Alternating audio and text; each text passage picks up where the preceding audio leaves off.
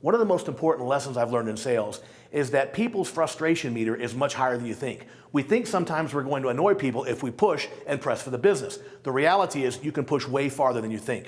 I remember a number of years ago, I had a salesman working for me, and he did not want to run a Saturday call. So after I dealt with him, I decided I would run the call. It was a Saturday morning at 10 a.m. And I remember going on that call, and there was no way I was not going to get this homeowner's business. I was not going to give that salesperson, that salesman, the satisfaction on Monday morning of me not getting the deal. I wanted to show him he was missing out on the opportunity.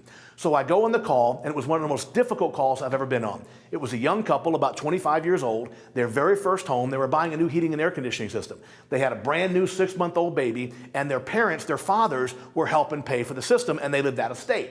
So what they wanted to do was to get the information and then, of course, send that on to their parents. Their parents would give them money to make the decision, and of course, they were getting multiple bids. So I walk into this situation. I'm the first one in the house. No competitors in there yet. And I go through my process, and I get down to the end, and I ask for the order. And of course, they say, well, we got to think about it. Our dads are going to help pay for it, blah, blah, blah. So I had that discussion. I overcome the three bid objection, the I want to think about it objections, and I ask for the order again. No luck, right? I have some more discussion talking about what they want to do, what they want to get out of a good contracting company. I ask for the order again, nothing.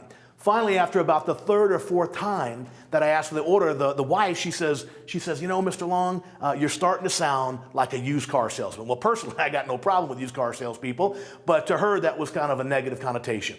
So I bought myself some time, and I said, I know you guys got to think about it. I know you guys got to talk about it. And so I ended up just asking to remove myself from the situation. I said, why don't I go out to my car, return some phone calls, and you guys can talk about it. I got up and I walked out of the house. They waved me back in about 10 or 15 minutes later, no dice. They're still not saying yes.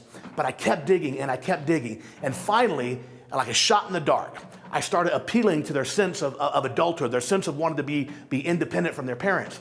And I said, you know, Mr. and Mrs. Homeowner, I appreciate the fact that your parents are going to help you pay for this system. But the reality is, how would it feel for you if you could make this decision on your own, make the right decision, pay for it for yourself without having to rely on your parents? And the wife, who had told me earlier I was sounding like a used car salesman, turns to her husband and says, you know, that'd be kind of nice.